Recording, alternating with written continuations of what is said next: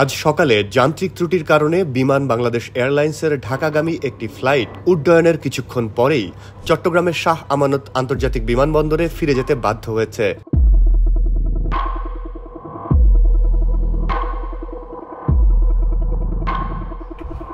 Dubai থেকে আসা বাংলাদেশ বিমানের ফ্লাইট BG-148 আজ বৃহস্পতিবার সকাল 7:15 287 জন যাত্রী নিয়ে চট্টগ্রামের শাহ আমানত আন্তর্জাতিক বিমানবন্দরে অবতরণ করে। এরপর সেখান থেকে 8:37 ঢাকার উদ্দেশ্যে যাত্রা করে। বিমানবন্দর থেকে পাঠানো সংবাদ বিজ্ঞপ্তিতে বলা হয়েছে, যান্ত্রিক ত্রুটির কারণে ফ্লাইটটি ফিরে এসে 8:58 আবার চট্টগ্রাম বিমানবন্দরে অবতরণ করেছে। বিমানটি বর্তমানে বিমানবন্দরের বে নম্বর 8-এ অবস্থান করছে।